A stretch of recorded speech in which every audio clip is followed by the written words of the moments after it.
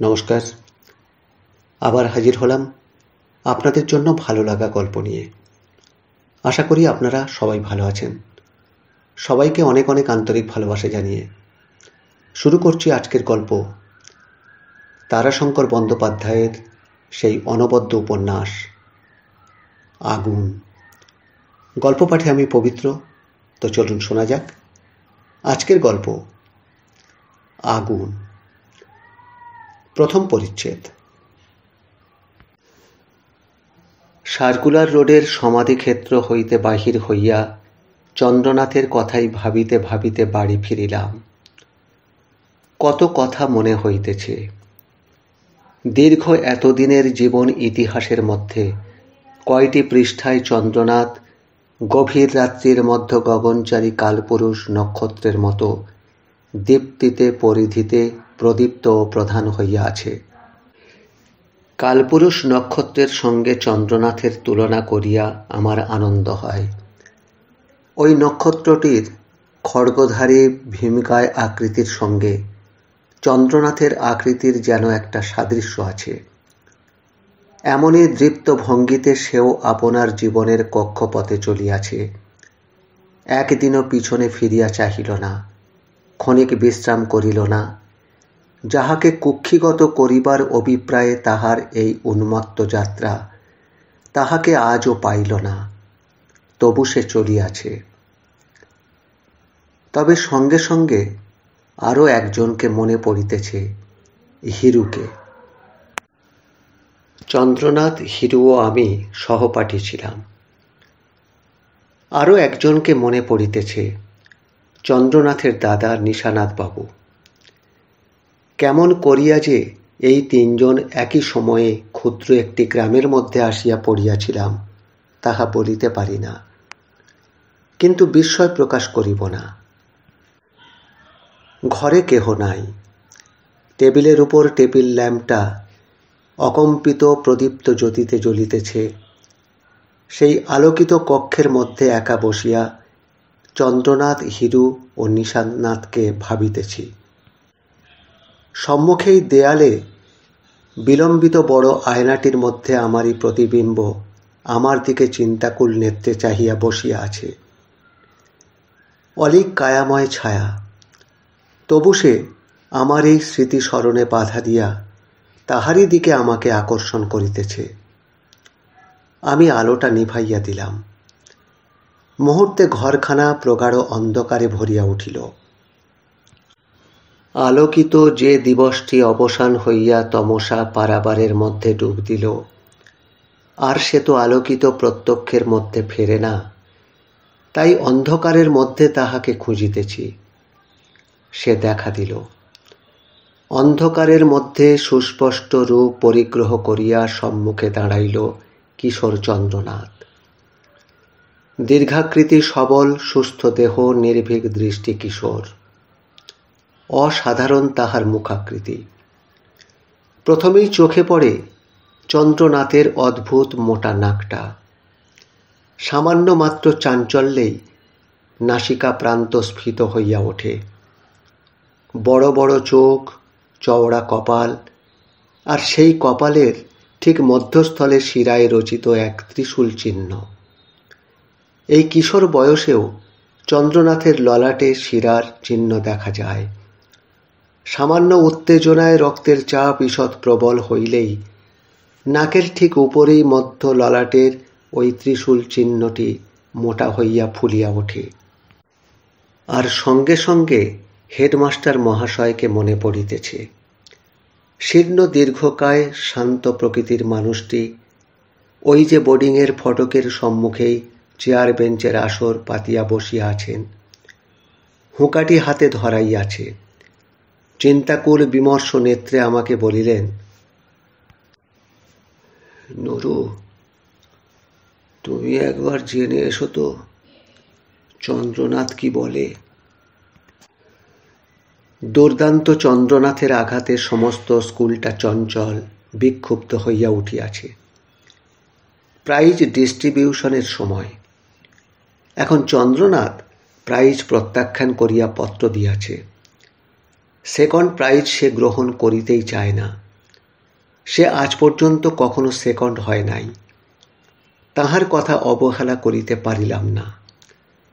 যদিও তখন আমাদের ম্যাট্রিকুলেশন পরীক্ষা হইয়া গিয়াছে, স্কুলের সহিত বিশেষ সম্বন্ধ নাই, তবুও ওই স্নেহময় মানুষটিকে লঙ্ঘন করিবার শক্তি আমার নাই, প্রবৃত্তিও নাই।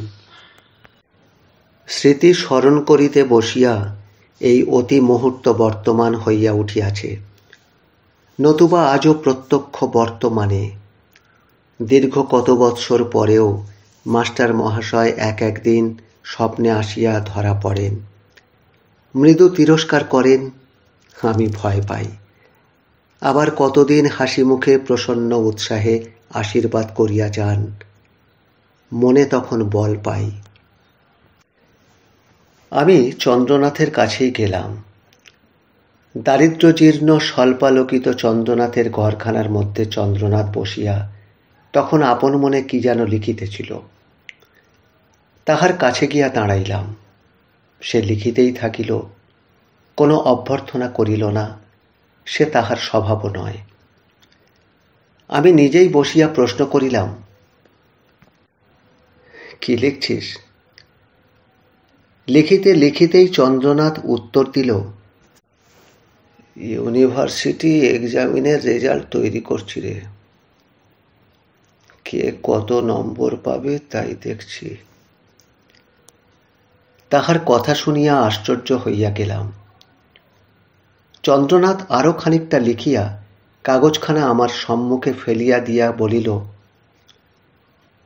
নে দেখ। কাগজটায় চোখ বুলাইতেছিলাম। চন্দ্রনাথ বলিতেছিল,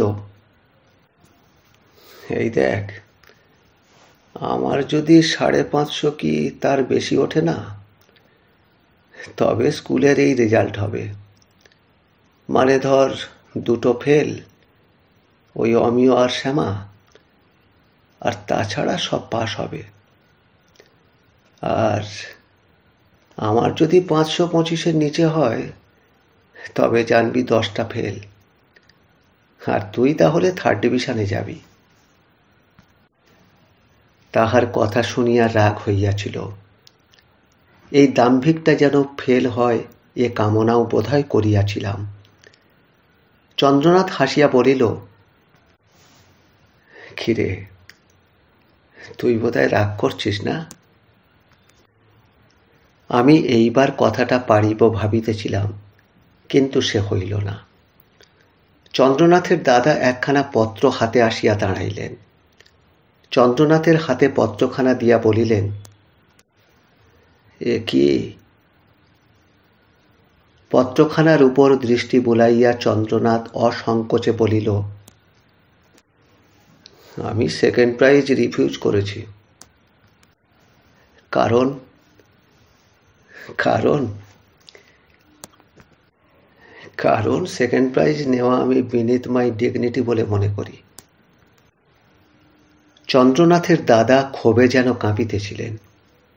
বহু কষ্টে আত্মসংবরণ করিয়া তিনি বলিলেন, কথাটা বলতে তোমার লজ্জায় বাঁধল না? ডিগনিটি?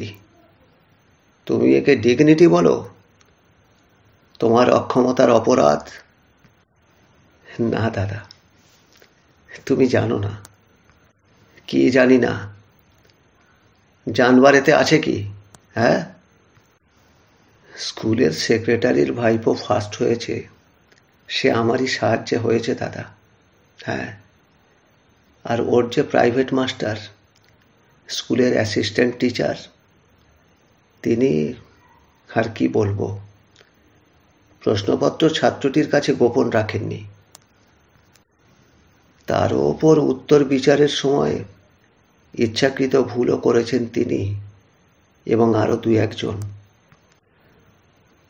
চন্দ্রনাথের দাদার মুখ দিয়া কথা সরিতেছিল না। ভদ্রলোক নির্বিরোধী শান্ত প্রকৃতির মানুষ। তিনি অবাক হইয়া চন্দ্রনাথের মুখের দিকে চাহিয়া রহিলেন। আবার চন্দ্রনাথ বলিল,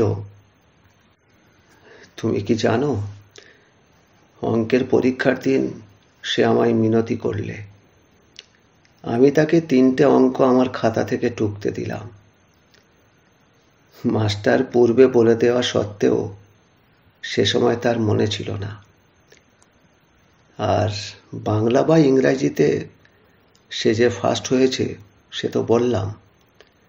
কজন মাস্টারের ইংরাজিতে ইচ্ছাকৃত ভুল কিংবা তাদের অক্ষমতা, ভালো মন্দ বিচার করতে পারেননি তারা। ও, তার মানে তুমি বলতে চাও যে মাস্টারদের চেয়েও বাংলা ইংরাজিতে তুমি বড় পণ্ডিত?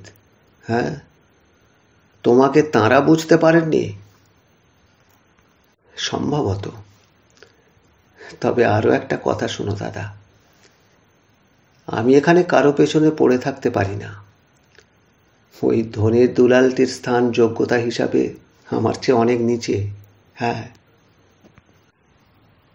চন্দ্রনাথের দাদা গম্ভীর এবং ধীর কণ্ঠস্বরে বলিলেন, যাক, তোমার সঙ্গে আর তর্ক করে ফল নেই। তুমি ওই পত্র প্রত্যাহার করে ক্ষমা চেয়ে হেডমাস্টারকে পত্র লেখো, বুঝলে? না দাদা। হ্যাঁ, তোমায় করতে হবে। না। না, বললাম তো না। তার মানে তুমি করবে না? না। কিছুক্ষণ নীরবে দাঁড়াইয়া থাকিয়া চন্দ্রনাথের দাদা বলিলেন, তোমার বৌদি বলতো, আমি বিশ্বাস করিনি। কিন্তু তুমি এতদূর স্বাধীন হয়েছ, ভালো। আজ থেকে তোমার সঙ্গে আমার কোনো সংস্রব রইল না। আজ থেকে আমরা পৃথক। বেশ। চন্দ্রনাথের দাদা নত শিরে নীরবে দাঁড়াইয়া রহিলেন। তিনি নিশ্চয়ই এই উত্তর প্রত্যাশা করেন নাই, বিশেষত এমন সংযত নিরুচ্ছ্বসিত কণ্ঠের উত্তর। আমি বেশ বুঝিলাম ভদ্রলোক আত্মসম্বরণের জন্য বিপুল প্রয়াস করিতেছে। দাঁতে ঠোঁট কামড়াইয়া তিনি দাঁড়াইয়াছিলেন। চোখের দৃষ্টিতে বেদনা ও ক্রোধের সে এক অদ্ভুত সংমিশ্রণ। এমন বুকে দাগ কাটা দৃষ্টি আমার জীবনে আমি খুব কমই দেখিয়াছি। এক মুহূর্তেও যেন স্পষ্ট দেখিতে পাইতেছি। চিত্ত ক্রমশ ব্যথিত হইয়া উঠিতেছে। চন্দ্রনাথের দাদা ধীরে ধীরে ঘর হইতে বাহির হইয়া গেলেন। আমিও উঠিবার জন্য সুযোগ খুঁজিতেছিলাম। বলিলাম, আমি যাই চন্দ্রনাথ। চন্দ্রনাথ অপরিবর্তিত স্বাভাবিক কণ্ঠস্বরে বলিল, আচ্ছা। চন্দ্রনাথের ঘর হইতে বাহির হইয়া বাড়ির উঠানে দাঁড়াইয়া নিশানাথ বাবুর সন্ধানে চারিদিকে চাহিলাম, কিন্তু দেখিতে পাইলাম না। নিশানাথ বাবুর স্ত্রী রান্নাঘরের দাওয়ায় বসিয়া রান্না করিতে করিতে আপন মনেই বকিতেছিলেন, ধন্য মানুষ বাবা, এমন সাধু মহাত্মার চরণে প্রণাম। রাগ হলো তো জপে বসলেন, দুঃখ হলো তো জপে বসলেন। কোনো একটা সুখের খবর এলো তো অমনি জপে বসলেন। এমন মানুষের ঘর সংসার করতে নেই। বনে গিয়ে তপস্যাই করতে হয় মুনি ঋষির মতো। আমি বুঝিলাম নিশানাথ বাবু জপে বসিয়াছেন। নিশানাথ ওই এক বিচিত্র ধারার মানুষ। ধর্মে অপরিসীম নিষ্ঠা, ক্রোধ, দুঃখ, এমনকি কোনো আনন্দের অনুভূতি প্রবল হইলেও নিশানাথ তাহার ঠাকুর ঘরে গিয়া জপে বসেন। মনে মনে তাহাকে প্রণাম করিয়াই বাড়ি হইতে আমি বাহির হইয়া আসিলাম। বোর্ডিংয়ে আসিয়া মাস্টার মহাশয়কে সংবাদটা দিতে গিয়া দেখিলাম তিনি তখনও সেই তেমনি একা চিন্তাকুল নেত্রে বসিয়া আছে। আমাকে দেখিবা মাত্র বলিলেন, কি হলো নরু, সে কি বললে? তাহাকে অকপটেই সমস্ত বলিলাম। তিনি হুঁকাটি হাতে ধরিয়াই নীরবে বসিয়া রহিলেন। অকস্মাৎ ডাকিলেন, কেষ্ট, আরে ও কেষ্ট। কেষ্ট বোর্ডিংয়ের চাকর। সে আসিয়া দাঁড়াইল। মাস্টার মহাশয় বলিলেন, আর একবার তামাক দাও তো। এই তো এখনই দিলাম, দেখি। বলিয়া কেষ্ট কলকেটা লইয়া ফোঁ দিতে আরম্ভ করিল। তামাকের সুগন্ধে স্থানটা ভরিয়া উঠিল। বৃদ্ধের ধূমপানে বিলাস ছিল। কেষ্ট আবার হুঁকাটি তাহার হাতে ধরাইয়া দিয়া চলিয়া গেল। মাস্টার মহাশয় তামাক টানিতে টানিতে বলিলেন,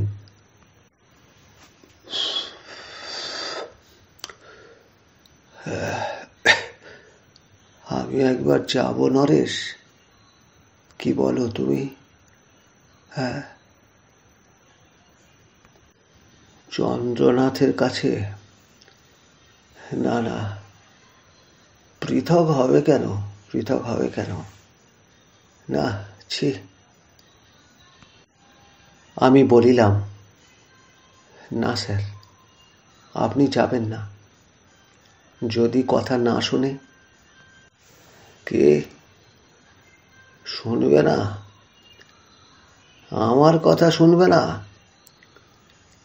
মাস্টার মহাশয়ের কণ্ঠস্বর উত্তেজিত হইয়া উঠিল। আমি আর উত্তর দিলাম না, নীরবে দাঁড়াইয়া রহিলাম। কিছুক্ষণ পরে মাস্টার মহাশয় বলিলেন, আমারই অন্যায় হলো নরেশ। চন্দ্রনাথের দাদাকে না জানালেই হতো। না না, ছি ছি ছি ছি। আমি চলিয়া আসিতেছিলাম। তিনি আবার ডাকিলেন, তাহলে বলছো নরেশ, আমার যাওয়াটা ঠিক হবে না? চন্দ্রনাথ আমার কথা শুনবে না? আমি নীরবেই কিছুক্ষণ দাঁড়াইয়া রহিলাম। তারপর ধীরে ধীরে চলিয়া আসিলাম। দিন দুই পর শুনিলাম চন্দ্রনাথ সত্যই দাদার সহিত পৃথক হইয়াছে। চন্দ্রনাথের সহিত দেখা করিলাম। সে বলিল, আরে পৃথক মানে কি? সম্পত্তি তো কিছুই ছিল না, মাত্র বাড়িখানা আর ওই বিঘে কয় জমি, কিছু বাসন। তা সে ভাগ হয়ে গেল। আমাকে তো এইবার নিজের পায়ে দাঁড়াতেই হতো। বরং ভালোই হলো। আমি চুপ করিয়া রহিলাম। বোধহয় সেদিন সে সময়ে ভাবিয়াছিলাম চন্দ্রনাথের সহিত সংসব রাখিব না। মনে মনে সংকল্পটা দৃঢ় করিতেছিলাম। চন্দ্রনাথ হাসিয়া বলিল, জানিস নরেশ, হিরু এসেছিল রে আজ আমার কাছে। হ্যাঁ, বলে কাকা নাকি বলেছেন তোমাকে তিনি একটা স্পেশাল প্রাইজ দেবেন। হিরুই সেবার ফার্স্ট হইয়াছিল, আমাদের স্কুলের সেক্রেটারির ভাইপো। আমি প্রশ্ন করিলাম, ও, তা তুই কি বললি? কি আর বলবো, তার কাকাকে ধন্যবাদ দিয়ে পাঠালাম, আর বলে দিলাম আমি একান্ত দুঃখিত, সে গ্রহণ করতে আমি পারি না। এই প্রস্তাবই আমার পক্ষে অপমানজনক। আমি চন্দ্রনাথের মুখের দিকেই চাহিয়াছিলাম। সে আবার বলিল, আর জানিস, হেডমাস্টার মশাইও ডেকে পাঠিয়েছিলেন, তাঁকেও উত্তর দিয়ে দিলাম। বললাম যে গুরুদক্ষিণার যুগ আর নেই। স্কুলের সঙ্গে দেনা পাওনা আমার মিটে গেছে। 2-3 মাসের মাইনে বাড়তি দিয়ে আমি এসেছি। সুতরাং আর যাওয়ার প্রয়োজন নেই আমার। সেই মুহূর্তে আমি উঠিয়া আসিলাম। দ্বিতীয় অধ্যায়। ইহার পরই আমি চলিয়া গেলাম মামার বাড়ি। পরীক্ষার খবর বাহির হইলে হিরুর পত্র পাইয়া অবাক হইয়া গেলাম। দেখিলাম চন্দ্রনাথের অনুমান অক্ষরে অক্ষরে মিলিয়া গিয়াছে। হিরু কলিকাতা হইতে দীর্ঘ পত্রের সমস্ত ফলাফল জানাইয়াছে। 10টি ছেলে ফেল হইয়াছে। আমি 3য় বিভাগেই কোনোরূপে পাশ করিয়া গিয়াছি। চন্দ্রনাথও 525 পায় নাই। কিন্তু একটি শুধু মেলে নাই, হিরু চন্দ্রনাথকে পিছনে ফেলিয়া গিয়াছে। হিরু লিখিয়াছে সে স্কলারশিপ পাইবে। মনে মনে দুঃখিত না হইয়া পারিলাম না। সত্য বলতে কি, চন্দ্রনাথ ও হিরুতে অনেক প্রভেদ। চন্দ্রনাথের শ্রেষ্ঠত্বে আমার অন্তত সন্দেহ ছিল না। অপরাহ্নে 5টার ট্রেনে মামার বাড়ি হইতে ফিরিয়াই সঙ্গে সঙ্গে হিরুর বাড়িতে প্রীতিভোজনের নিমন্ত্রণ পাইলাম। হিরু যে স্কলারশিপ পাইবে তাহারই প্রীতিভোজ। আমি কিন্তু প্রথমেই গেলাম চন্দ্রনাথের বাড়ি। দেখিলাম নির্জন বাড়িখানা খাঁ খাঁ করিতেছে, কেহ কোথাও নাই।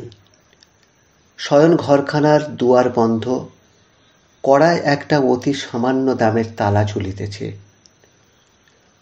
অল্পদিন পূর্বে অর্ধ বিভক্ত বাড়িখানার মধ্যের প্রাচীরের ওপাশে নিশানাথ বাবুর ছেলে মেয়েরা কাঁদিতেছে, আর কে যেন একটা কঠিন কিছু বস্তু দিয়া কোনো ধাতু পাত্রে ঘর্ষণ করিতেছে। কিছুক্ষণ দাঁড়াইয়া থাকিয়া ঘুরিয়া নিশানাথ বাবুর বাড়িতে গিয়া উঠিলাম। দেখি নিশানাথ বাবুর স্ত্রী একখানা ঝামা ইট একটা পোড়া কড়াইয়ের উপর সজোরে ঘষিতেছিলেন। এখন আমি গিয়া দাঁড়াইতেই বলিলেন, আরে নরু ঠাকুরপো না? আরে এসো এসো এসো, বসো। তা তোমার বন্ধুটি চলে গেল, তোমার সঙ্গে বোধহয় দেখা হয়নি না? আমি সবিষয়ে বলিলাম, চলে গেল মানে? কে বৌদি? চন্দ্রনাথ? তা কোথায় গেল? কি জানি ভাই, তার তো অর্ধেক কথাই আমরা বুঝতে পারি না। তবে তার জমি ঘর বাসনপত্র সব বেচে ফেলে এখান থেকে তো আজই দুপুরে চলে গেল। আর কি সব বলে গেল, তুমি বরং তার দাদাকে গিয়ে জিজ্ঞেস করো, সব শুনতে পাবে। বলিয়া কড়ার উপর ঝামাটা আবার সজোরে ঘষিতে আরম্ভ করিলেন। আবার ঝামা ঘষা বন্ধ করিয়া বলিলেন, না ভাই, আমার অদৃষ্টের কথা আর বলো না। এ অদৃষ্ট যেন বিধাতা পুরুষ নিরালায় বসে পড়েছিলেন। চন্দ্রনাথ যদি বা চলে গেল, তো ইনি সেই যে জবে বসলেন ও বেলায়, এ বেলা পর্যন্ত এখনো উঠলেন না। নিশানাথবাবু জবে বসিয়াছেন। একবার ইচ্ছা হইল তাহার ধ্যানমগ্ন মূর্তিখানি দেখি।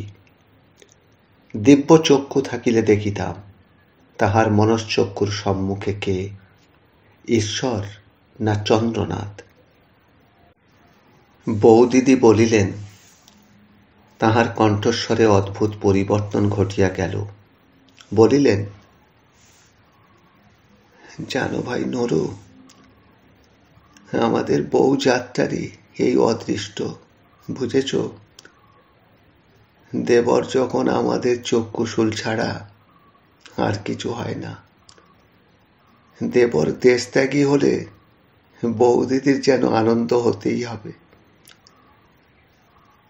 চন্দ্রনাথের বৌদি চন্দ্রনাথকে প্রীতির চক্ষে দেখিতেন না, কিন্তু তাহার সেদিনের বেদনা কৃত্রিম নয়, আমার মনকে সে বেদনা স্পর্শ করিয়াছিল।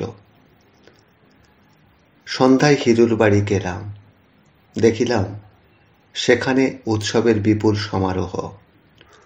হিরু ধনীর সন্তান, অর্থের অভাব নাই।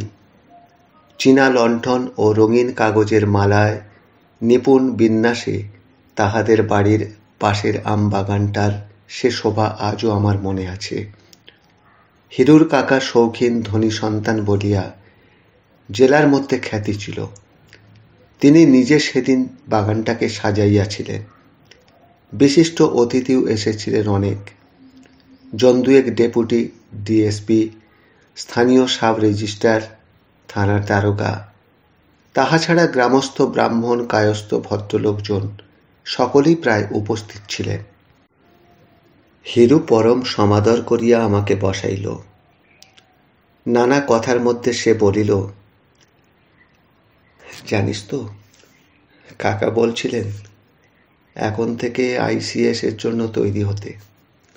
আমাকে বিলেতে যেতে হবে। বিলেতে যাবার আমার বড় সাধ নরু। হ্যাঁ রে। আমার কিন্তু বারবার মনে পড়িতেছিল চন্দ্রনাথকে, কিন্তু সেদিন সেখানে তাহার কথা আমি তুলিতে পারি নাই। হিরুই বলিল, আজই দুপুরে সে চলে গেল। আমি তার আগেই তাকে নেমন্তন্ন করেছিলাম, তবুও সে চলে গেল। আচ্ছা বলতো, একটা দিন থেকে গেলে কি হতো? চকিতে একটা কথা আমার মনে পড়িয়া গেল। আমি বলিলাম,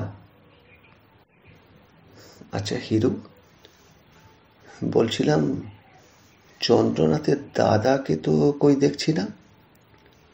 তিনি মানে তাকে কি? প্রশ্নটা যে কি সে হিরু বুঝিয়াছিল। সে বুদ্ধিমান ছেলে। সে বলিল, আরে হ্যাঁ রে, নিশ্চয়ই তাকে বলা হয়েছে। গ্রামের প্রত্যেক লোকের নাম ধরে ধরে নেমন্তন্ন করা হলো, তিনি আসেননি। আমি ভাবিতেছিলাম চন্দ্রনাথের দাদার কথা। চন্দ্রনাথের আচরণের লজ্জায় কি আজ তাহাকে আসিতে দেয় নাই, নাকি চন্দ্রনাথের ব্যর্থতার বেদনা তাহাতে সংক্রামিত হইয়া তাহাকে পঙ্গু করিয়া তুলিয়াছে? এখনো কি তিনি জপে নিযুক্ত? হিরু হঠাৎ বলিয়া উঠিল, মাস্টার মশাই, মাস্টার মশাই। সচেতন হইয়া মুখ ফিরাইয়া দেখিলাম শীর্ণকায় দীর্ঘাকার মানুষটি এন্ডির চাদরখানি গায়ে দিয়া আমাদের দিকেই আসিতেছেন। আমরা উঠিয়া দাঁড়াইলাম। হাসিয়া মাস্টার মহাশয় বলিলেন, কি নরেশ, আজই এলে? মাস্টার মহাশয়ের ওইটুকু এক বিশেষত্ব। ছাত্র তাহার অধিকারের গণ্ডি পার হইলেই সে আর তুই নয়, তখন সে তুমি হইয়া যায় তাহার কাছে। তিনি আবার বলিলেন, তুমি নিশ্চয়ই পড়বে নরেশ, কিন্তু সাহিত্য চর্চাটা পড়ার সময় একটু কম করো বাবা। তবে ছেড়ো না, ছেড়ো না। ও একটা বড় জিনিস, যেন shame in crowd but solitary pride হওয়াই উচিত ও বস্তু। আমি চুপ করিয়া থাকিলাম। হিরু বলিল, স্যার, এবার নরুর লেখা যে কাগজে বেরিয়েছে। হ্যাঁ, বেশ বেশ, আমাকে লেখাটা দেখাবে তো নরেশ, আমি পড়ব। তা চন্দ্রনাথকে দেখছি না, কোথায় গেল? কাউকে বলে গেল না? তোমাকেও কি কিছু জানিয়ে যায়নি, মানে পত্রটত্র লিখে? না স্যার, ও কাউকেও কিছু জানিয়ে যায়নি। লাঠির উপর ভর দিয়া মাস্টার মহাশয় কিছুক্ষণ নীরবে দাঁড়াইয়া রহিলেন। কি যেন তিনি চিন্তা করিতেছিলেন। আমরাও নীরব। একটা দীর্ঘ নিঃশ্বাস ফেলিয়া মাস্টার মহাশয় নীরবেই চলিয়া গেলেন। আমরা আবার বসিলাম। হিরু বলিল, জানিস নরেশ, চন্দ্রনাথ না একখানা চিঠি দিয়ে গেছে রে, দেখবি? চিঠিখানা দেখিলাম। সে লিখিয়াছে, প্রিয় পরেশু, আজই আমার যাত্রার দিন, সুতরাং থাকিবার উপায় নাই। আমাকে মার্জনা করিও। তোমার সফলতায় আনন্দ প্রকাশ করিতেছি, কিন্তু একটা কথা বারবার মনে হইতেছে, এ উৎসবটা না করিলেই পারিতে। স্কলারশিপটা কি এমন বড় জিনিস? যাক, ভালোবাসা জানিবে। ইতি চন্দ্রনাথ। চিঠিখানা হিরুকে ফিরাইয়া দিলাম। হিরু বলিল, চিঠিখানা আমি রেখে দিলাম, থাক, এইটাই আমার কাছে তার স্মৃতিচিহ্ন। আবার সে প্রশ্ন করিল, আচ্ছা নরেশ, কোথায় গেল বল সে? হ্যাঁ, করবেই বা কি? সে যেন নিজেও এ কথা চিন্তা করিয়া দেখিতেছিল। উত্তরটা দিয়াছিলাম জানি না, কিন্তু কল্পনা করিয়াছিলাম কিশোর চন্দ্রনাথ কাঁধে লাঠির প্রান্তে পোঁটলা বাঁধিয়া সেই রাত্রেই জনহীন পথে একা চলিয়াছে। দুই পাশে ধীর মন্থর গতিতে প্রান্তর যেন পিছনের দিকে চলিয়াছে। মাথার উপরে গভীর নীল আকাশের ছায়াপথ, পার্শ্বে কালপুরুষ নক্ষত্র সঙ্গে সঙ্গে চলিয়াছে। অকস্মাৎ চিন্তা সূত্র ছিন্ন হইয়া গেল। মনোমধ্যের প্রিয়জন সব, যাহারা এই নির্জন অন্ধকার ছায়াপথে কায়া গ্রহণ করিয়া সম্মুখে আসিয়া দাঁড়াইয়াছিল, তাহারা মনোকন্দরে গিয়া লুকাইয়া বসিল। চাকরটা দুয়ারে আঘাত করিয়া ডাকিতেছিল, বাবু, খাবার দেওয়া হয়েছে, মা ডাকছেন। বিরক্তি ভরে বলিলাম, আজ আর খাবো না রে, বিরক্ত করিস নি আর, যা। ক্রমে আমার কণ্ঠধ্বনি অন্ধকারের তরঙ্গের মধ্যে ডুবিয়া গেল। ঘরের নির্জনতা আবার প্রগাঢ় হইয়া উঠিয়াছে। স্ত্রী আসিয়া দুয়ারে আঘাত করিয়া বলিলেন, হ্যাঁ গো, আজ কি সমস্ত রাত্রি কাজ করবে নাকি? তা না হয় করো, কিন্তু খাবে না কেন? হ্যাঁ? উঠিয়া গিয়া বলিলাম, আজ আমায় মাফ করো। ধন্য মানুষ তুমি, খেলেও কি? হাত জোড়ো করিয়া মার্জনা চাহিলাম।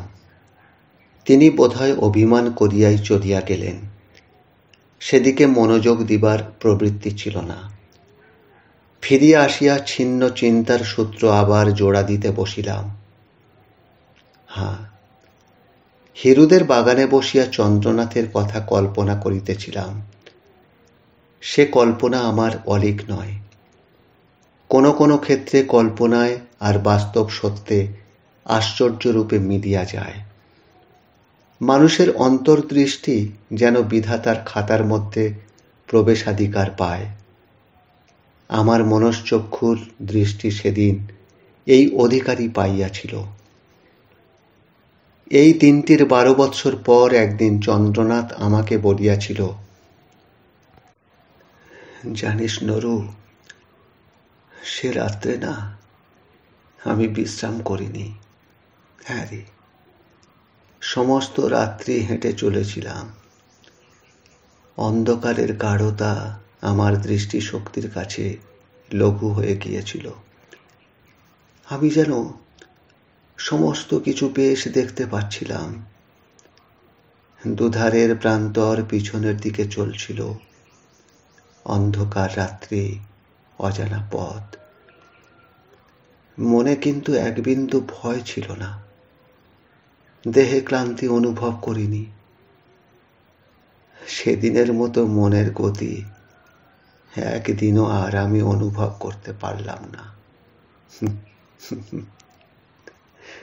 জানিস তো, সে অন্ধকারের মধ্যে ঠিক যেন চোখের সামনে ভবিষ্যৎ আমাকে আহ্বান করে নিয়ে চলেছিল। হ্যাঁ রে। 3য় অধ্যায়। আবার সব মনে পড়িতেছে। পরদিন প্রাতঃকালেই নিশানাথবাবুর ওখানে গেলাম। কৌতূহলকে অস্বীকার করিতে পারি না, কিন্তু তাহার মর্মলোকের বেদনা আমাকে সেদিন স্পর্শ করিয়াছিল তাহা নিশ্চিত। নতুবা সংকোচ আমার গতি রুদ্ধ করিত। অসংকোচে গিয়াছিলাম। নিশানাথবাবুর তখন স্নান এবং পূজা উপাসনা শেষ হইয়া গিয়াছে। প্রসন্ন হাসিমুখেই আমাকে আহ্বান করিলেন, বলিলেন, এসো এসো নরু, কাল তুমি এসেছিলে শুনলাম। তাহার মুখের দিকে চাহিয়া আমার সব গোলমাল হইয়া গেল। অকস্মাৎ সংকোচ যেন গুপ্ত শত্রুর মতো অতর্কিতে চারিদিকে বেষ্টন করিয়া আক্রমণ করিল। শুধু বারবার মনে হইল, কেন আসিলাম? না আসিলেই বোধহয় ভালো ছিল। নিশানাথবাবু নিজেই বলিলেন, চন্দ্রনাথটা কালই চলে গেল। কোথায় যে গেল তাও বলে গেল না। হয়তো সেও ঠিক করতে পারেনি কোথায় যাবে, আর কোথায় যে তার কর্মস্থল তা সেই কি জানে।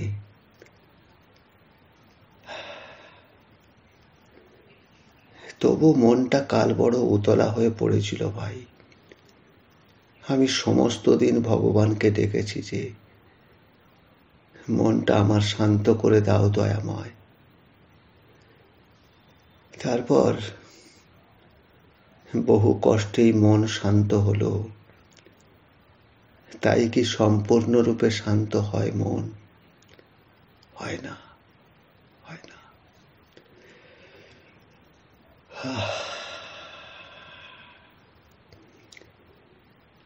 জানো নরু, মনের চেয়ে বড় শত্রু মানুষের আর নেই। হ্যাঁ, পৃথিবীর নশ্বরতার কথা মানুষের চেয়ে বেশি অন্য কোনো প্রাণী তো বোঝে না। তবু তার চেয়ে শোকে বিহ্বল আর কোনো জীব হয় না। কি জানো নরেশ, এই নশ্বর সম্পদ দিয়ে শূন্যে প্রাসাদ রচনা করার আকাঙ্ক্ষা মানুষেরই সবচেয়ে বেশি। আমার বিরক্তি বোধ হইতেছিল। ধর্মের বক্তৃতা শুনিবার প্রবৃত্তি তখন আমার ছিল না। কৈশোর ও যৌবনের সন্ধিস্থলে দাঁড়াইয়া কেহ ফুল দেখিয়া গাছের মূলের কথা ভাবে না। মানুষ তখন দেখে ফুলের রূপ। অপরূপ যে রহস্যে বৃক্ষ সঞ্চারী মৃত্তিকার রস বর্ণ বৈচিত্র্যে সুরভিতে রূপকথার মায়াবিনীর মতো মনোহারিণী হইয়া ওঠে, সে রহস্যের কথা চিন্তা করিবার তখন তাহার অবসর থাকে না। আমারও তখন সেই বয়স। চন্দ্রনাথের দেশত্যাগের বেদনাই তখন আমার নিকট প্রত্যক্ষ। সে বেদনাটা যে মায়া, এ কথা বুঝিতে তো প্রবৃত্তি ছিল না আমার। এমনকি শুনিতেও বিরক্তি বোধ হইতেছিল। আমি কথাটা এড়াইয়া প্রশ্ন করিলাম, আপনি তাকে বারণ করলেই ভালো করতেন দাদা। নিশানাথবাবু আমার মুখের দিকে চাহিয়া বলিলেন, ভালো করতাম বলছো নরু? হ্যাঁ, কিন্তু তিনি নীরব হইয়া কি যেন চিন্তা করিতে লাগিলেন। আমি নীরবেই রহিলাম। নিশানাথবাবু আবার বলিলেন,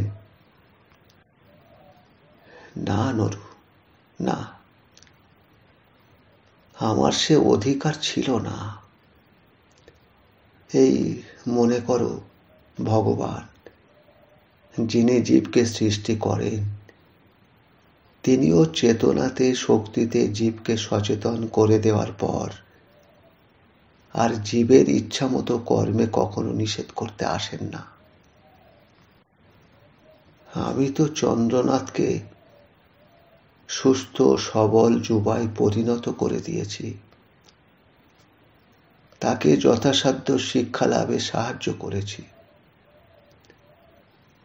এখন তার ইচ্ছা মতো কাজে বাধা দেবার বা নিষেধ করবার অধিকার তো আমার নেই নরু। অদ্ভুত মানুষ, পাগল ছাড়া কিছু বলা চলে না। কিন্তু পাগলের পাগলামির মধ্যে পড়িয়া আমি যেন হাঁপাইয়া উঠিতেছিলাম। নিশীথবাবুর নীরব হতেই আমি উঠিয়া পড়িলাম, বলিলাম, দাদা, আমি তাহলে এখন যাচ্ছি। চন্দ্রনাথের খবর পেলে আমাকে দয়া করে জানাবেন। হ্যাঁ, বেশ। বাড়ির বাহিরে আসিয়া হাঁপ ছাড়িয়া বাঁচিলাম। চন্দ্রনাথের জন্য বেদনা বোধ করিলাম, কিন্তু মনে মনে বলিলাম, হতভাগ্য চন্দ্রনাথ, বেশ করিয়াছে সে চলিয়া গিয়াছে। চন্দ্রনাথের সহিত যোগসূত্র চন্দ্রনাথই ছিন্ন করিয়া চলিয়া গিয়াছে। আবার এই সময়ে হিরু ও নিশানাথবাবুর সহিত আমার যোগসূত্র ছিন্ন হইয়া গেল। আমি পড়িতে চলিয়া গেলাম আমার মামার বাড়ির সুবিধায় পাটনায়। হিরু ভর্তি হইল কলিকাতার প্রেসিডেন্সিতে। নিশানাথবাবু গ্রামেই ধ্রুব নক্ষত্রের চতুষ্পার্শ্ববর্তী ঋষিমণ্ডলের নক্ষত্রের মতো আপন দেবতার তপস্যায় নিমগ্ন থাকিয়া গেলেন। তারপর আজ এই নির্জন ক্ষণে জীবনের প্রথম বৃহত্তর জগতের রস আস্বাদনের স্মৃতি মনে জাগিতেছে। কত আশা, কত কামনা! উফ, সে আশা আকাঙ্ক্ষার আজ পরিমাণ করিতে গিয়া মনে হইতেছে এত রাশি রাশি কামনা। কল্পনা আমার ক্ষুদ্র এতটুকু বুকের মধ্যে ধরিয়াছিল কেমন করিয়া। এ যে স্তূপীকৃত করিয়া সাজাইলে ধরণীর বক্ষ হইতে আকাশ স্পর্শ করে, ধরণীর বক্ষময় বিস্তীর্ণ করিয়া দিলে ধরিত্রী বক্ষ আবৃত হইয়া যায়। আমি লেখক হইব, কবি হইব। আমার বেশ মনে পড়ে কিশোর মনের গোপন আকাঙ্ক্ষার নিকট আজি হতে শতবর্ষ পরে আকাঙ্ক্ষা তখন নিতান্ত অকিঞ্চিৎকর। সে মনের আকাঙ্ক্ষা সেদিন আজি হতে লক্ষ বর্ষ পরে, হয়তো লক্ষ বর্ষ পরের পৃথিবীর সৌধ বাতায়নের পার্শ্বে মুগ্ধ বিভোর একখানি কিশোরীর মুখও কল্পনা নেত্রের সম্মুখে প্রত্যক্ষ দেখিয়াছিলাম। আমার কণ্ঠের জয়মাল্য রচনা করিতে পৃথিবীর পুষ্পরাশি নিঃশেষিত হইয়া যাইতে বোধহয় দেখিয়াছি। আজও বুক ফাটিয়া দীর্ঘ নিঃশ্বাস ঝরিয়া পড়িল। গোপন করিব না, এ দীর্ঘ নিঃশ্বাস আশাভঙ্গের ব্যর্থতা। সে যাক, আজ আর নিজের কথা ভাবিব না। যাহাদের কথা স্মরণ করিতে বসিয়াছি তাহাদিগকেই স্মরণ করিব। কিন্তু কই, কোথায় চন্দ্রনাথ, কোথায় হিরু, আর নিশানাথ বাবুই বা কই? স্মৃতির খাতা পাতার পর পাতা উল্টাইয়া চলিয়াছি, তাহাদের কাহাকেও দেখিতে পাইতেছি না। পূজার ছুটিতে বাড়ি গিয়াও কাহারও সহিত দেখা হইল না। চন্দ্রনাথ নিরুদ্দেশ, হিরু পূজাতেও বাড়ি আসে নাই। আর নিশানাথবাবু, তিনি তীর্থ ভ্রমণে বাহির হইয়াছেন। হিরুর মা মারা গিয়াছেন, তাহার পর হিরু আর বাড়ি আসে নাই। সপ্তমী পূজার দিন বৌদিদি নিশানাথবাবুর স্ত্রীর সহিত দেখা হইল। প্রাতঃকাল, আগামীর ঘট ভরিবার জন্য তখন শোভাযাত্রা বাহির হইয়াছে। দলে দলে বালক বৃদ্ধ যুবা বসনে ভূষণে সুসজ্জিত হইয়া দেবীর নবপল্লব বাহির দোলার পিছনে পিছনে চলিয়াছে। আমি তাড়াতাড়ি একটা গলিপথ ধরিয়া শোভাযাত্রার অভিমুখে চলিয়াছিলাম। গলিপথটার একটা বাঁক ঘুরিয়াই আমাকে থমকিয়া দাঁড়াইতে হইল। দেখি পথের ধুলায় একটি শিশু গড়াগড়ি দিয়া কাঁদিতেছে, আর ছেলেটির দিকে নির্নিমেষ অদ্ভুত দৃষ্টিতে চাহিয়া দাঁড়াইয়াছিলেন নিশানাথবাবুর স্ত্রী। পাথরের মূর্তির মুখের মতো ভাবান্তরহীন মুখ, নিষ্পলক দৃষ্টি। আমি ছেলেটিকে চিনিলাম, এটি নিশানাথ বাবুরই শিশুপুত্র। ডাকিলাম, বৌদি। আহ্বানের শব্দে বৌদিদির যেন চেতনা ফিরিয়া আসিল। তিনি মুহূর্তে নিদারুণ কঠোর আকর্ষণে ছেলেটাকে মাটি হইতে টানিয়া তুলিয়া লইয়া দ্রুতপদে বাড়ির মধ্যে চলিয়া গেলেন। কিন্তু ছেলেটার মর্মভেদী চিৎকার তখনও থামিল না। সে চিৎকার করিয়া কাঁদিতেছিল, জামা নেব। শারদীয়া সপ্তমীর সমস্ত উৎসব যেন হীনপ্রভ হইয়া গেল। আমি সেইখানি দাঁড়াইয়া রহিলাম। কিছুক্ষণ পর মন স্থির করিয়া ছুটিলাম দোকানে। একটা রঙিন শাটিনের জামা লইয়া ফিরিয়া নিশানাথবাবুর বাড়ির দরজায় দাঁড়াইয়া সেটা ভিতরের দিকে ছুঁড়িয়া ফেলিয়া দিয়া পলাইয়া আসিলাম। বৌদিদি কিন্তু বুঝিয়াছিলেন কে এমন কাজ করিয়াছে। অপরাহ্নে তিনি আমাদের বাড়ি আসিলেন, সঙ্গে সেই ছেলেটি। আর ছেলেটির গায়ে নীল শাটিনের জামাটি বড় সুন্দর মানাইয়াছিল। আমি লজ্জায় তাড়াতাড়ি পড়ার ঘরে ঢুকিয়া পড়িলাম, কিন্তু তাহাতেও তো নিস্তার পাইলাম না। কিছুক্ষণ পর তিনি নিজেই হাসি মুখে ঘরের মধ্যে আসিয়া বলিলেন, বাবা, নুরুর আজকাল বড় লজ্জা হয়েছে দেখছি। তাহার প্রসন্ন কণ্ঠস্বরে আশ্বাস পাইয়া ঈষৎ হাসিয়া বলিলাম, ভালো আছেন বৌদি? ভালো ভালো না থাকলে আর উপায় কি ভাই? বিধাতার যেন ওইটুকু বিবেচনা আছে দেখতে পাই। এর উপরে রোগ থাকলে ছেলেগুলো সত্যি সত্যি মরে যেত। আচ্ছা বৌদি, চন্দ্রনাথ কোনো খবর টবর দেয়নি না? বৌদিদির চক্ষু সজল হইয়া উঠিল। তিনি বলিলেন, না ভাই, সেই যে গেল, তার আর কোনো খবর নেই। কিছুক্ষণ নীরব থাকিয়া বলিলেন, এরা দুটি ভাই অদ্ভুত ভাই। হ্যাঁ, মায়া নেই, মমতা নেই। কেন যে এরা পৃথিবীতে এলো তাই এক এক সময় ভাবি। তোমার দাদাকে কতবার বললাম, ওগো একটু খোঁজ খবর করো করো, কিন্তু উত্তর কি হলো জানো? উত্তর হলো, এ সংসারে কে কার? সোনার হরিণের পিছনে ছুটতে গেলে সীতাহরণ হতেই হবে। নিজের ছেলেপিলের উপরেই যার মায়া নেই, তার কথাই ভিন্ন ঠাকুরপো। আমি চুপ করিয়া রহিলাম, কোনো উত্তর খুঁজিয়া পাইলাম না।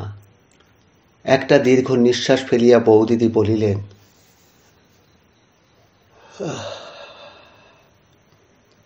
আচ্ছা ঠাকুরপো,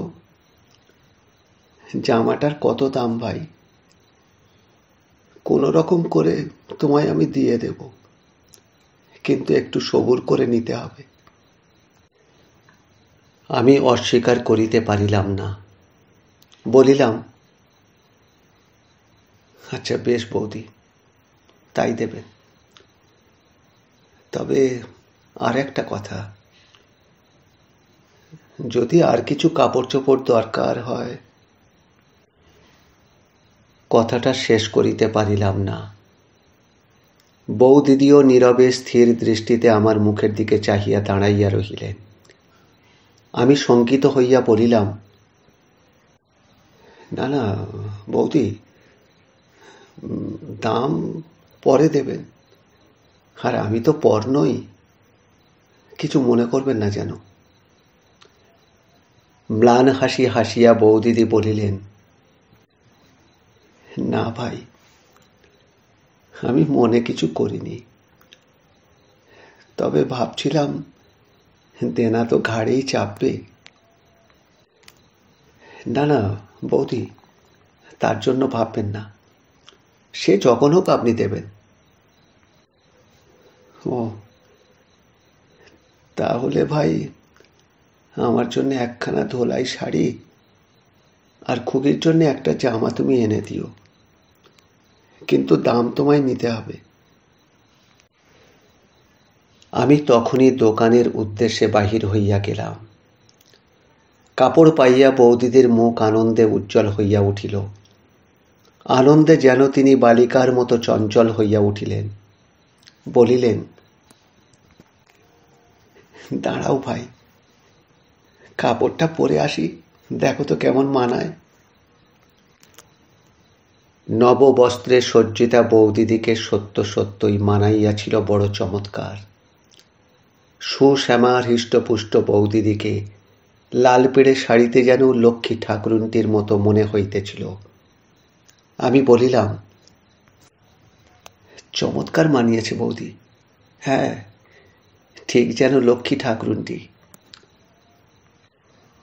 খুশি হইয়া বৌদিদি বলিলেন, তুমি একটু বসো ভাই, একটু জল খেয়ে যাও, পুজোর দিন, দাঁড়াও। নারিকেল নাড়ু চিবাইতে চিবাইতে বলিলাম, আচ্ছা বৌদি, দাদা কতদিন হলো বেরিয়েছে? কবে ফিরবেন? ভগবান খুঁজতে বেরিয়েছেন ভাই, কখন ফিরবেন কেমন করে বলবো বলো? গেছেন তো সেই ভাদ্র মাসে, বলে গেছেন ফিরবেন ফাল্গুন মাসে। কার্তিক মাসে হবে সংকল্প করে গঙ্গা স্নান, মাঘ মাসে করবেন কল্পবাস। আবার আমার যা কপাল, যদি ভগবান মিলেই যায় তবে হয়তো আর ফিরবেনই না। বৌদিদি আমার মনের মধ্যে কল্পনার কেন্দ্রস্থলে অপরূপ হইয়া দিন দিন উজ্জ্বলতর হইয়া উঠিতেছিল। বৌদিদিকে লইয়া কাহিনী রচনা করিবার ইচ্ছা দিন দিন প্রবল হইয়া উঠিতেছে। শস্য পরিপূর্ণা বসুন্ধরার মতো মেয়েটির অবহেলিত জীবন, তাহার অতৃপ্ত আকাঙ্ক্ষা, শস্য শীর্ষগুলির অপচয়ে অনাদরে তাহার নীরব বেদনা, ব্যর্থ রোষ, এই লইয়া কাহিনী রচনা করিব। একটি রচনাই আমাকে অমর করিয়া রাখিবে। লক্ষ্মীরূপিণী বৌদিদি আমার জয়ধ্বজা মাথায় করিয়া গরবিনীর মতো মনের মধ্যে দাঁড়াইয়া হাসেন। তাহার বেদনায় ধরণী বেদনাপ্লুতা হইবে। মাঘ মাসের প্রথম সপ্তাহেই মামা বলিলেন, এই দেখ, তুই একবার এলাহাবাদ থেকে ঘুরে আয় দেখি, শ্যামার মেয়ের বিয়ে, তুই এখানে থেকে যা, বুঝলি? শ্যামা আমার মাস্তুতো বোন, সানন্দেই রাজি হইলাম। দেশ দেশান্তরে আমার কল্পনার পটভূমি বিস্তৃততর হইবে, এই কল্পনাতেই আনন্দের সীমা রহিল না। শ্যামাদিদির মেয়ের বিবাহের মধ্যে আবার এক বিচিত্র রূপ আমার চোখে পড়িল। দেখিলাম, যাহার বিবাহ সেই এ আনন্দ উৎসবের মধ্যে অবহেলিত। সে হইয়াছে গৌণ, এখন মুখ্য হইয়াছে সংসারের প্রত্যেক জনটির আপন আপন আনন্দ কামনা।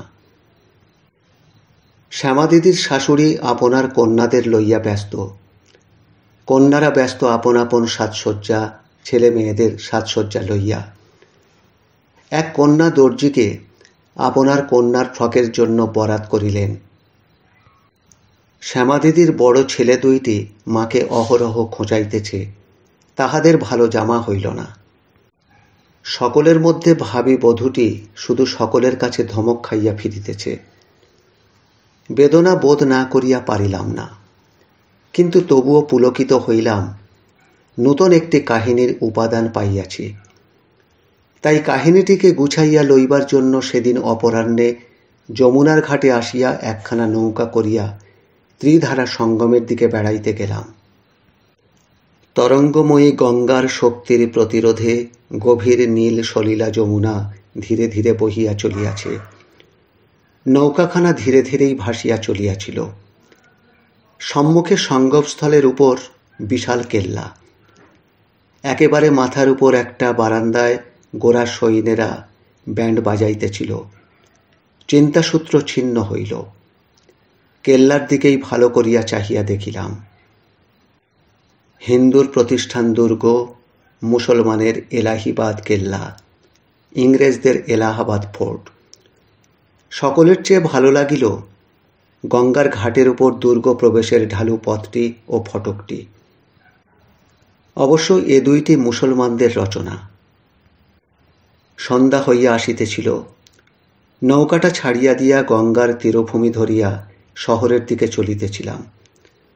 দেখিলাম রাস্তার দুই পাশে সাধু সন্ন্যাসীদের কুঁড়ে ঘর। কেহ কেহ বা অনাবৃত সিক্ত বালভূমির উপরেই খোলা গায়ে বসিয়া আছে। অদ্ভুত কৃচ্ছ সাধন। হঠাৎ, কে, নরু না? ঈষৎ বিস্মিত হইয়া চাহিয়া দেখি নিশানাথ বাবু। গঙ্গার তীরভূমির উপর ছোট্ট একটি খড়ের কুঁড়ের মধ্যে খড় বিছাইয়া বসিয়া আছেন নিশানাথ বাবু। বিশৃঙ্খল বড় বড় চুল দাড়ি গোঁফে মুখ ভরিয়া উঠিয়াছে। তাড়াতাড়ি প্রণাম করিয়া বলিলাম, আপনি? কিন্তু এই ঠান্ডায় এখানে, এই গঙ্গার ধারে, আর এ কি চেহারা হয়েছে আপনার? কল্পবাসের এই নিয়ম। কল্পবাস করছি কিনা, কামানো নিষেধ, তেল মাখতেও নেই, কাজেই। বলিয়া তিনি একটু হাসিলেন। ধাঁ করিয়া মনে পড়িয়া গেল বৌদিদির কথা, আমার মনের সংকল্পের কথা। বলিলাম, কিন্তু দাদা, আপনি এ কি করছেন? আপনার ছেলে মেয়ে স্ত্রী, তাদের ব্যবস্থা কি করে এসেছেন? নিশানাথ বাবু হাসিয়া উপরের দিকে হাত তুলিয়া কহিলেন, ব্যবস্থার মালিক যিনি, তিনিই করবেন নরু। আমি যদি মরে যাই। ঈষৎ রূঢ়ভাবেই বলিলাম, আপনি তো মরে যাননি। না, যাইনি, কিন্তু তাতেও প্রভেদ কিছু হয় না নরু। কারণ আমার যখন কোনো বিষয়েই হাত নেই, তখন আমার থাকা না থাকায় কি আসে যায়? হ্যাঁ, মানুষের ব্যবস্থা চিরদিন যিনি করেন তিনিই করবেন। মানুষের ওটা অনধিকার চর্চা।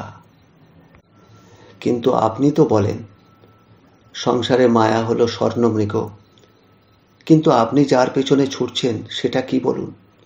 সেটা যে মৃগ তৃষ্ণিকা।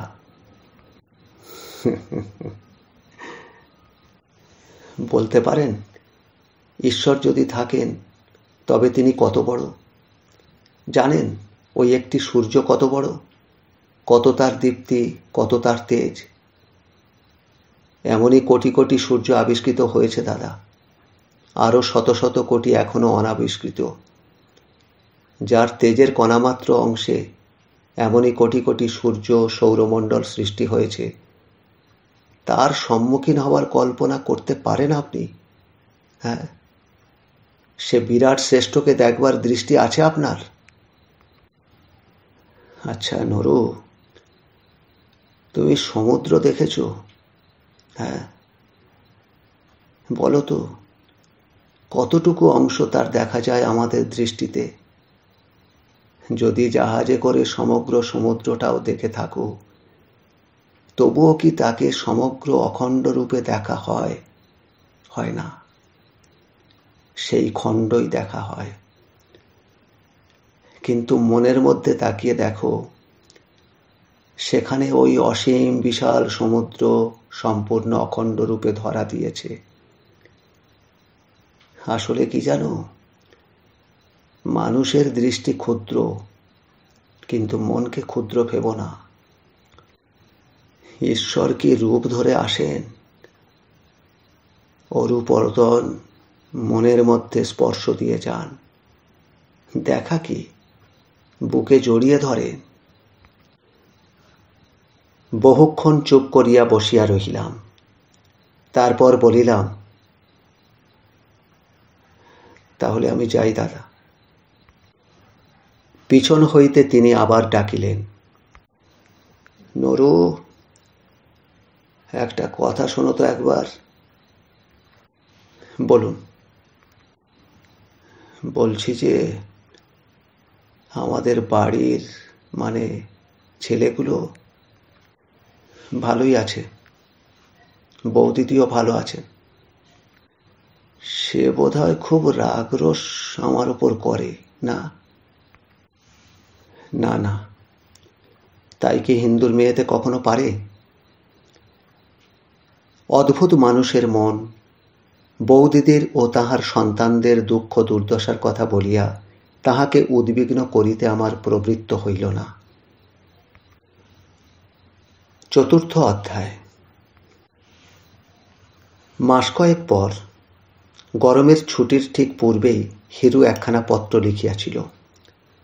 সে কাশ্মীর যাইবে, আমাকেও তাহার সঙ্গে যাইতে হইবে। চিঠি পাইবার পরদিনই পাঞ্জাব মেলে উঠিবার জন্য যেন প্রস্তুত হইয়া স্টেশনে উপস্থিত থাকি। চিঠিখানা ছিঁড়িয়া ফেলিলাম, স্টেশনেও গেলাম না। ধনকে আমি শ্রদ্ধা করি, কিন্তু ধনের দম্ভকে আমি ঘৃণা করি, এবং ধনীর মধ্যে ৯৯ জনই দাম্ভিক। তাহারা তো ধনকে আয়ত্ত করে না, ধনই তাহাদের জয় করে, ক্রয় করে। হিরুকে আমি ভালোবাসি, কিন্তু হিরু তো ধনীর সন্তান। বয়সের সঙ্গে সঙ্গে সে যদি ধনের কাছে মাথা হ্যাঁট করিয়া থাকে, তাহা হইলে সমস্ত জীবন সে কাশ্মীর ভ্রমণের খরচের অঙ্কটা আমার কাছে অক্ষয় পাওনারূপে জমা করিয়া রাখিবে। কাশ্মীরের সৌন্দর্যের মধ্যে হিরুর মতো সুন্দরকে হারাইব না। মাসখানেক পরই হিরু নিজে আসিয়া আমার কাছে হাজির হইল। আমি তখন ঘরে বসিয়া লিখিতেছিলাম। মামাতো ভাই আসিয়া বলিল, দাদা, একজন ভদ্রলোক এসেছেন, তোমায় খুঁজছেন। উফ, কি সুন্দর দেখতে তিনি, আর কত জিনিসপত্র তাঁর সঙ্গে। বাহিরে আসিয়া দেখিলাম হিরু, কলিকাতা প্রবাসী শৌখিন ধনীপুত্র হিরু। বেশভূষা ও প্রথম যৌবন সমৃদ্ধ হিরুকে দেখিয়া আমি মুগ্ধ হইয়া গেলাম। হিরু বলিল, এই দাঁড়া, তোর এই বিস্ময় বিমুগ্ধ অবস্থার একটা ছবি আমি তুলে নিই, দাঁড়া। বলিয়া ক্যামেরা তাহার কাঁধে ঝোলানোই ছিল, সে সত্য সত্যই আমার একটা ছবি তুলিয়া লইল। তারপর হাসিয়া বলিল, যাক, এই একখানা ফিল্মে আমার বাকি ছিল। আমি হাসিয়া বলিলাম, কাশ্মীরের অপরূপ সৌন্দর্যের পটছবির শেষে আমার মতো কৃষ্ণাঙ্গকে দিয়ে কি পূর্ণচ্ছেদ টানলি? হিরু হো হো করিয়া হাসিয়া কড়াইয়া পড়িল। তারপর বলিল, তোর অন্তর্দৃষ্টিকে প্রণাম করি। সত্য সত্যই এ হলো পূর্ণচ্ছেদ। এমন সুশোভন অর্থপূর্ণ পূর্ণচ্ছেদ আর হয় না নরু। কেন? আরে সে পরে বলবো। বলিয়া ঘরে সমাগত আমার আত্মীয় স্বজনদের দিকে চাহিয়া দেখিল। অপরাহ্নে গঙ্গার ধারে বেড়াইতে গিয়া তাহাকে বলিলাম,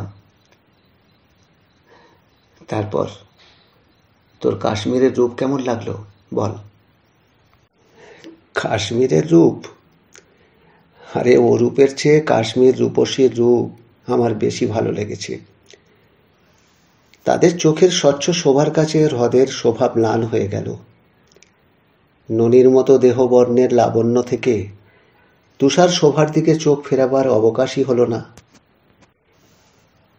আমি সবিস্ময়ে তাহার মুখের দিকে চাহিয়া রহিলাম। সে আবার বলিল, আমার ক্যামেরাটার পটধারার প্রত্যেকটি হল না রূপসীর ছবি। সর্বশেষ ছবি হলো তোর। তাই তখন বললাম, এমন সুশোভন অর্থপূর্ণ পূর্ণচ্ছেদ আর হয় না। আমিও এবার হাসিলাম। আবার প্রশ্ন করিলাম,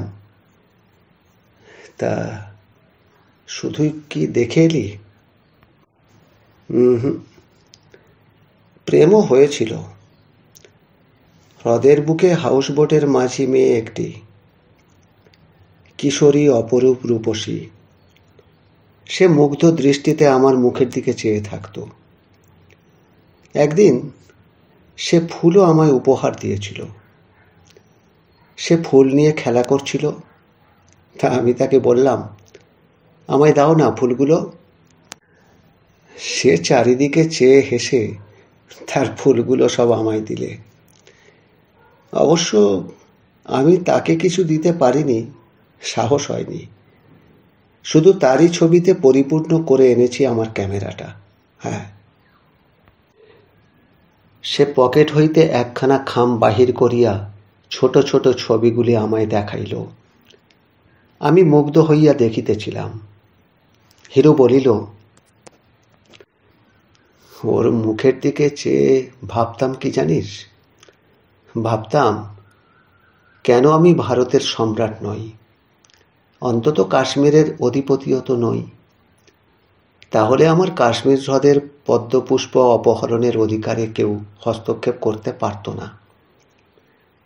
তার মুখের দিকে চেয়ে কল্পনা করতাম, যেন পূর্ব জন্মে আমি ছিলাম সম্রাট আলমগীর, আর সে ছিল নীলনয়না কাশ্মীরি বেগম।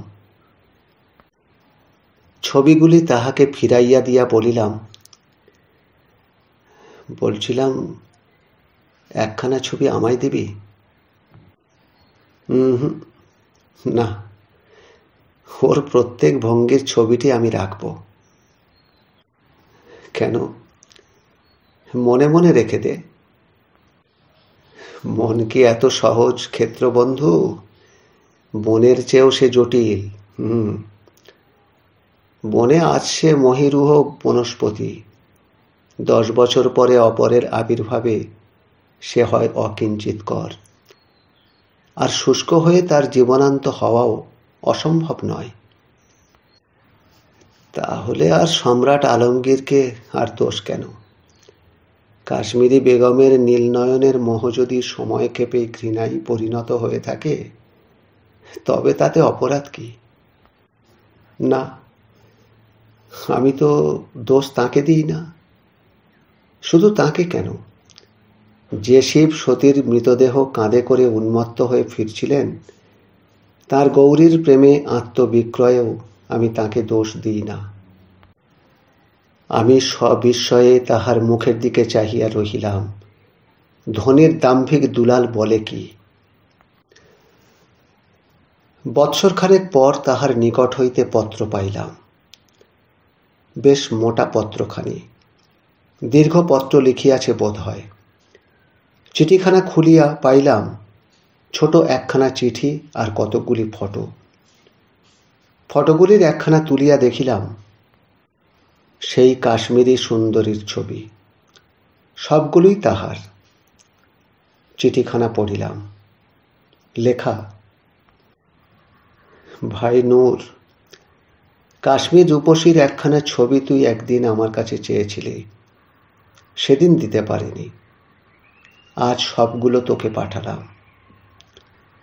বন্ধু, মন অরণ্য যে লতার জালে আচ্ছন্ন ছিল, সে লতাজাল বিগতায়ু হয়েছে, শুকিয়ে ঝরে পড়েছে।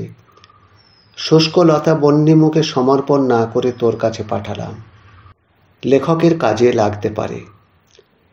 অরণ্যে নতুন যে লতাজাল দেখা দিয়েছে, তার পরিচর্যায় আমি ব্যস্ত। বেশি লিখিবার অবকাশ নাই। ইতি। হিরু যাহা করিতে পারে নাই, আমি তাহা করিলাম। তাহার সমস্ত ছবিগুলি একে একে বন্যিমুখে সমর্পণ করিলাম। তাহাকে লইয়া যে কাহিনী রচনা করিলাম, তাহার উপসংহারেও তাহাই লিখিলাম, কাশ্মীরি মৃতদেহ চিতায় পুড়িতেছে, তাহার প্রণয়ী শ্মশানে পর্যন্ত আসে নাই, আমি তাহার অন্ত্যেষ্টিক্রিয়া করিতেছি। অপরূপ রূপ ছাই হইয়া আসিতেছে, আমি নির্নিমেষ নেত্রে তাহাই দেখিতেছি। কার্যোপলক্ষে মা দেশে গিয়াছিলেন। হঠাৎ দেশ হইতে টেলিগ্রাম পাইলাম, মায়ের কলেরা হইয়াছে, শীঘ্র এসো। সমস্ত শরীরটা ঝিমঝিম করিয়া উঠিল। চোখের সম্মুখে সমস্ত কিছু যেন থরথর করিয়া কাঁপিতেছিল। পৃথিবীর বৈচিত্র্য, উজ্জ্বল দিবালোক সমস্ত এক মুহূর্তে অর্থশূন্য বলিয়া মনে হইল। সেদিন সে মুহূর্তে মৃত্যু সম্মুখে আসিয়া দাঁড়াইলে সানন্দে তাহাকে আলিঙ্গন করিতে পারিতাম। অতএব আমি পাগলের মতো দেশে ছুটিয়া গেলাম। আজ তাহলে এই পর্যন্ত। এই গল্পের পরবর্তী অংশ শুনবেন আগামী অডিওতে। ভালো লাগলে চ্যানেলটিকে এখনই সাবস্ক্রাইব করে বেল আইকনটি ক্লিক করে রাখুন। আর গল্প পাঠ কেমন লাগলো অবশ্যই মতামত জানান। সবাই ভালো থাকবেন। নমস্কার।